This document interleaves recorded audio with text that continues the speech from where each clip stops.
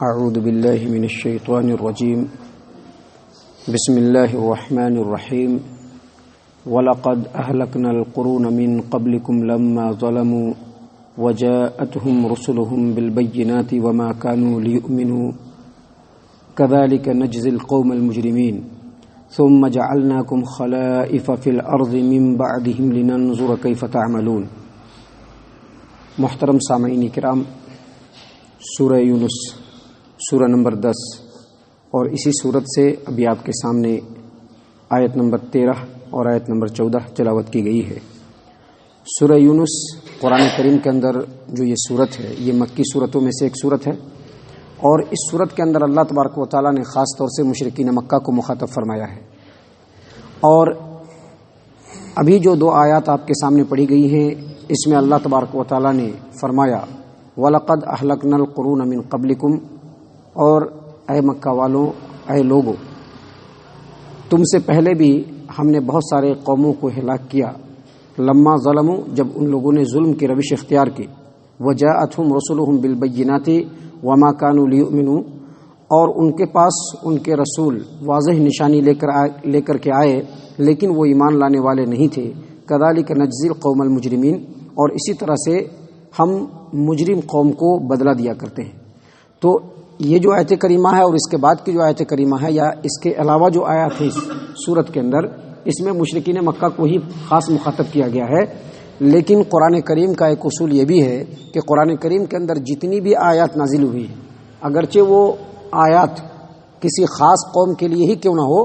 لیکن اس کا حکم اور اس کے مخاطب قیامت تک کے آنے والے تمام انسان ہیں۔ تو اللہ تبارک و تعالیٰ نے یہاں پر تمام انسانوں کو مخاطب کرتے ہوئے کہا، مشرکین مکہ کو خاص طور سے مخاطب کرتے ہوئے کہا کہ تم لوگوں کے اس زمین پر بسنے سے پہلے، اس زمین کے اوپر تم لوگوں کے خلیفہ بننے سے پہلے ہم نے اور بھی بہت سارے قوموں کو بھیجا اور ان کے ہلاک و برباد بھی کیا۔ کیوں؟ کیونکہ ان لوگوں نے ظلم کی روش اختیار کی۔ یہ جو ظلم ہے، اس کا مفہوم اور معنی بڑا وسیع ہے۔ آپ دیکھیں گے قرآن کریم کے اندر اللہ تبارک و تعالیٰ نے سب سے بڑے گناہ شرک کو بھی ظلم کہا ہے۔ اللہ فرماتے ہیں ان الشرک لظلم عظیم، بے شک شرک جو ہے یہ بہت بڑا ظلم ہے۔ تو کسی بھی قوم کو جب وہ قوم ترقی کرتی ہے، عروج پہ آتی ہے، اللہ تبارک و تعالیٰ اس کو مال و دولت سے، دنیا کے اندر حکومت سے، پاور سے، آتھورٹی سے اللہ تبارک و تعالیٰ جب نوازتا ہے، جب وہ قوم سر اٹھاتی ہے تو وہی وقت اس کے ظلم کا وقت ہوتا ہے۔ جب کسی قوم کو اللہ تبارک و تعالیٰ بلند ترین مقام پر پہنچاتا ہے تو اپنے سامنے دوسرے لوگوں کو حقیر وہ سمجھنے لگتے ہیں، اور اپنے سامنے جو کمزور ترین لوگ ہوتے ہیں ان کے اوپر کسی نہ کسی طرح سے حق اور تسلط کو جمع کر کے وہ ان کے اوپر حق جمانا چاہتی ہے۔ ایسا جب کسی قوم کے اندر آتا ہے تو اللہ تبارک و تعالیٰ اس قوم کے اندر رسول کو بھیجتا ہے، اور جب رسول آتے ہیں تو ان کو ان کی حقیقت بتاتے ہیں کہ انسان کی حقیقت کیا ہے۔ لیکن جو لوگ جرم میں، ظلم میں، اپنے کردار میں، اپنے معاملات میں جب وہ مست ہوتے ہیں، اللہ تبارک و تعالیٰ کے حکم کو چھوڑ کر کے جرم میں جب وہ مشغول ہوتے ہیں، مست ہوتے ہیں، تو ایسے وقت میں ان کو اللہ اور اس کے رسول کی باتیں سمجھ میں نہیں آتی ہیں، اور وہ اپنے جرم کے اندر بالکل مشغول ہوتے ہیں، مست ہوتے ہیں، تو اللہ تبارک و تعالیٰ اس قوم کے اوپر اپنے رسول کو بھیجتا ہے اور ان کے سامنے دلیلوں کو پیش کرتا ہے، حجت کو قائم کرتا ہے، اور دلیلوں کے مل جانے کے بعد بھی جب کوئی قوم راہ راست اختیار نہیں کرتی، ان کے اوپر حجت جب تمام ہو جاتا ہے تو اللہ تبارک و تعالیٰ ایسی قوم کو ہلاک و برباد کر دیتا ہے۔ اللہ تبارک و تعالیٰ نے یہاں پر صرف مکہ والوں کو نہیں، ہم کو بھی کہا ہے کہ اے لوگو وَلَقَدْ أَهْلَكْنَا الْقُرُونَ مِنْ قَبْلِكُمْ، تم لوگوں سے پہلے ہم نے بہت سارے قوموں کو ہلاک و برباد کیا۔ کیوں؟ جب انہوں نے ظلم کی روش اختیار کی اور ان کے پاس ان کا رسول آیا۔ ہمارے پاس بھی ہمارے رسول کا کلام موجود، رسول اکرم صلی اللہ علیہ وسلم کے اوپر نازل ہونے والی کتاب موجود ہے، اللہ تبارک و تعالیٰ کے رسول صلی اللہ علیہ وسلم کا فرمان موجود ہے، وہ تمام باتیں ہمارے سامنے بھی آتی رہتی ہیں۔ اللہ فرماتے ہیں وَجَاءَتْهُمْ رُسُلُهُمْ بِالْبَيِّنَاتِ، ان کے پاس ان کے رسول آئے واضح ترین نشانی لے کر کے، وَمَا كَانُوا لِيُؤْمِنُوا، لیکن وہ ایمان لانے والے نہیں تھے۔ اللہ فرماتے ہیں كَذَلِكَ نَجْزِي الْقَوْمَ الْمُجْرِمِينَ، اور اسی طرح سے جب ہم قوم کو ہلاک کرتے ہیں تو جو ظالم قوم ہوتی ہے ان کو اسی طرح سے بدلہ دیتے ہیں۔ محترم سامعین کرام، آگے اللہ تبارک و تعالیٰ ڈائریکٹ ہم لوگوں کو مخاطب فرما رہا ہے۔ اگرچہ مکہ والوں کو پہلے مخاطب کیا، لیکن اللہ تبارک و تعالیٰ ڈائریکٹ ہم لوگوں کو مخاطب کر رہا ہے، فرما رہے ہیں ثم جعلناکم خلائف فی الارض من بعدہم، اے لوگو ہلاک ہونے والی قوموں کے بعد اب اللہ تبارک و تعالیٰ نے تم کو اس زمین کا خلیفہ بنایا ہے۔ چھوٹی موٹی باتیں نہیں ہیں، بہت غور و فکر کرنے کی باتیں ہیں، بہت سوچنے سمجھنے کی باتیں ہیں۔ اس آیت کریمہ کی تفسیر کے اندر جو باتیں بیان کی گئی ہیں وہ میں ابھی آپ کے سامنے بیان کروں گا، لیکن اللہ تبارک و تعالیٰ فرما رہے ہیں ثم جعلناکم خلائف فی الارض من بعدہم، پھر اے لوگو ان قوموں کی ہلاکت و بربادی کے بعد، مٹ جانے کے بعد ہم نے تم کو اس زمین کا خلیفہ بنایا، لننظر کیف تعملون، تاکہ ہم دیکھیں کہ تم میں سے کون کیسا عمل کرتا ہے۔ اللہ کے رسول صلی اللہ علیہ وسلم نے اپنی قوم کو مخاطب کرتے ہوئے، اپنی امت کو مخاطب کرتے ہوئے کہا، صحیح مسلم کتاب الزہد حدیث نمبر 2990 پر 9، نبی صلی اللہ علیہ وسلم نے فرمایا ان الدنیا حلوۃ و خضرۃ، اے لوگو یہ دنیا جو ہے وہ بڑی مزیدار اور بڑی ہریالی اور سرسبزی اور شادابی والی ہے۔ دنیا کو جب دیکھیں گے، ذرا اللہ تبارک و تعالیٰ مال و دولت دے دے تو پوری دنیا حسین لگنے لگتی ہے، کیونکہ مال و دولت کا انبار ہوتا ہے، انسان جو چاہتا ہے کر لیتا ہے، جس طرح سے چاہتا ہے کر لیتا ہے، جو مزاج میں آئی، جو دل میں آیا، جو سمجھ میں آیا، جس سے سامنے والا خوش ہو گیا، دولت کے زور پر انسان سارا کام کر لیتا ہے، کیونکہ دنیا جو ہے اس کو بڑی رنگین نظر آتی ہے، بڑا سرسبز و شاداب نظر آتا ہے، بڑی ہریالی نظر آتی ہے، بڑی میٹھی نظر آتی ہے۔ نبی صلی اللہ علیہ وسلم نے کہا لوگو ان الدنیا حلوۃ و خضرۃ، یہ دنیا جو ہے وہ میٹھی بھی ہے، سرسبز و شاداب بھی ہے۔ نبی صلی اللہ علیہ وسلم نے فرمایا وَإِنَّ اللَّهَ مُسْتَخْلَفَكُمْ فِيهَا، اب جو قومیں ختم ہو گئی ہیں اللہ تبارک و تعالیٰ نے اے میری امت کے لوگوں تم کو اس دنیا کا خلیفہ بنایا ہے۔ کیوں؟ تاکہ اللہ تبارک و تعالیٰ دیکھے کہ تم کیسا عمل کرتے ہو، تم کیسا عمل کر رہے ہو، اللہ یہ دیکھنا چاہتا ہے۔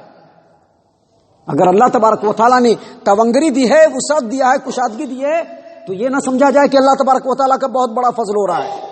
فضل تو ہر حال میں اللہ کا ہے، لیکن اللہ تبارک و تعالیٰ اس امت کے لوگوں کو، اللہ تبارک و تعالیٰ مسلمانوں کو دولت دے کر کے بھی نوازتا ہے، خوشحالی دے کر کے بھی اللہ آزماتا ہے، اور اسی امت کے لوگوں کو اللہ تبارک و تعالیٰ غربت، تنگ دستی، فقر و فاقہ میں مبتلا کر کے بھی آزماتا ہے کہ دیکھیں بندہ صبر کر رہا ہے کہ نہیں کر رہا ہے، دیکھیں کہ میرے علاوہ کسی کو دینے والا سمجھ رہا ہے کہ نہیں سمجھ رہا ہے۔ دولت دے کے بھی آزماتا ہے، غربت اور فقر و فاقہ دے کر کے بھی آزماتا ہے۔ اللہ کے رسول صلی اللہ علیہ وسلم نے کہا کہ اے لوگو یہ دنیا بڑی میٹھی ہے، بڑی ہریالی والی ہے، بڑی سرسبز و شادابی والی ہے، اور اللہ تبارک و تعالیٰ نے پچھلی قوموں کے بعد اب تم کو اس زمین کا خلیفہ بنایا ہے تاکہ اللہ تبارک و تعالیٰ دیکھے کہ تم کیسا عمل کرتے ہو۔ فاتقوا الدنیا، دنیا سے بچو، دنیا سے ڈرو، فاتقوا الدنیا، دنیا سے ڈرو۔ دنیا سے ڈرو، اور دنیا سے بچنے کا مطلب نہیں کہ بالکل اپنے آپ کو ہٹا لیا جائے، بلکہ اللہ تبارک و تعالیٰ کے بتائے ہوئے طریقے اور اللہ تبارک و تعالیٰ کے باندھے ہوئے بارڈر اور حد کے اندر رہ کر کے دنیا کے اندر جو کچھ ہے اس کو ہم حاصل کرنے کی کوشش کریں۔ اللہ کے رسول صلی اللہ علیہ وسلم نے فرمایا فاتقوا الدنیا، دنیا سے بچو، اور عورتوں کے فتنے سے بھی بچو۔ کیوں؟ کیونکہ اس سے پہلے جو قوم بنی اسرائیل تھی اس کے اندر سب سے پہلے جو فتنہ نمودار ہوا وہ عورتوں کا فتنہ نمودار ہوا۔ آپ دیکھیں گے دنیا کے اندر یا تو مال ہے یا پھر عورتوں کا معاملہ ہے۔ آپ جو لوگ بھی عقل رکھتے ہیں، شعور رکھتے ہیں، ہوش رکھتے ہیں، سوچ سمجھ رکھتے ہیں، آپ دیکھیں گے دنیا کے اندر یہی دو فتنہ ہے، دولت کا فتنہ ہے یا پھر عورتوں کے فتنوں کا فتنہ ہے، جس میں پوری دنیا ملوث ہو رہی ہے، مسلمانوں کا ایک بڑا طبقہ ملوث ہو رہا ہے۔ تو اللہ کے رسول صلی اللہ علیہ وسلم نے کہا کہ اے لوگوں دنیا سے بھی بچو اور عورتوں کے فتنے سے بھی بچو، کیونکہ بنی اسرائیل کے اندر سب سے پہلا جو فتنہ رونما ہوا وہ عورتوں کے ہی وجہ سے ہوا۔ تو محترم سامعین کرام، اللہ کے رسول صلی اللہ علیہ وسلم پر جو قرآن نازل ہوا اس میں سے جو دو آیات آپ کے سامنے تلاوت کی گئی ہیں ابھی، اس میں سے آخری آیت کریمہ میں اللہ تبارک و تعالیٰ فرماتے ہیں کہ اے لوگو ان قوموں کے ہلاک و برباد ہونے کے بعد اب تم کو اس روئے زمین کا خلیفہ بنایا گیا ہے۔ مکہ والوں کو بھی کہا جا رہا ہے، کیونکہ مکہ والے بالکل پچھلے قومی کے روش پر چلتے ہوئے رسول اللہ صلی اللہ علیہ وسلم کو ستا رہے تھے، ان کے اوپر ظلم و زیادتی کا انبار لگا رہے تھے، اللہ کے رسول صلی اللہ علیہ وسلم کی تعلیمات کا انکار کر رہے تھے۔ ان کو بھی کہا جا رہا ہے، ہم کو بھی کہا جا رہا ہے کہ اب ان کے بعد تم کو دنیا کا خلیفہ بنایا گیا ہے، تمہارے درمیان بھی رسول بھیجا گیا ہے، اب دیکھتے ہیں کہ تم پچھلے قوموں کی روش اختیار کرتے ہو یا اللہ اور اس کے رسول صلی اللہ علیہ وسلم کی باتوں کو مان کر کے اس پر عمل کر کر کے دنیا میں سرخرو ہوتے ہو۔ اللہ فرماتے ہیں ثم جعلناکم خلائف فی الارض من بعدہم لننظر کیف تعملون، پھر اس کے بعد اے لوگو تم کو ہم نے زمین کا خلیفہ بنایا ہے تاکہ ہم دیکھیں کہ تم کیسا عمل کرتے ہو۔ محترم سامعین کرام، یہ دو آیات ہیں جو ہمارے لیے بہت ہی زیادہ نصیحت کی ہے۔ ان آیات کے اوپر غور و فکر کرنا اور ان آیات کے تفسیروں پر غور و فکر کرنا یہ ہمارے لیے بہت زیادہ اہم ہے، بہت زیادہ ضروری ہے، کیونکہ یہ دنیا ہے، دنیا کے اندر جو چیزیں ہیں وہ سب ہمارے سامنے ہیں۔ اللہ تبارک و تعالیٰ کا کلام اور رسول اللہ صلی اللہ علیہ وسلم کا فرمان، آپ صلی اللہ علیہ وسلم کا پورا اسوہ، آپ صلی اللہ علیہ وسلم کی پوری زندگی ہمارے سامنے ہے۔ اب اللہ تبارک و تعالیٰ ہمیں آزمانا چاہ رہا ہے کہ ہم رسول اکرم صلی اللہ علیہ وسلم کے لائے ہوئے تعلیمات کو پریفر کرتے ہیں، ترجیح دیتے ہیں یا دنیا کو ترجیح دیتے ہیں۔ اگر اس کو ترجیح دیتے ہیں یعنی اللہ اور اس کے رسول کے کلام کو اگر ہم اپنے دل و جان سے لگاتے ہیں، اللہ تبارک و تعالیٰ دنیا کے اندر بھی کامیابی دے گا اور آخرت میں بھی کامیابی دے گا۔ لیکن اگر اس کے اگینسٹ میں ہم پچھلے قوموں کی روش پر چلتے ہیں تو دنیا کے اندر بھی اچھائی نہیں ہے اور آخرت میں بھی اچھائی نہیں ہوگی۔ اللہ تبارک و تعالی ہم تمام کو ان باتوں کے اوپر غور و فکر اور تدبر کرنے کی توفیق عنایت فرمائے، ہم تمام کو صحیح معنوں میں مومن اور مسلمان بنائے،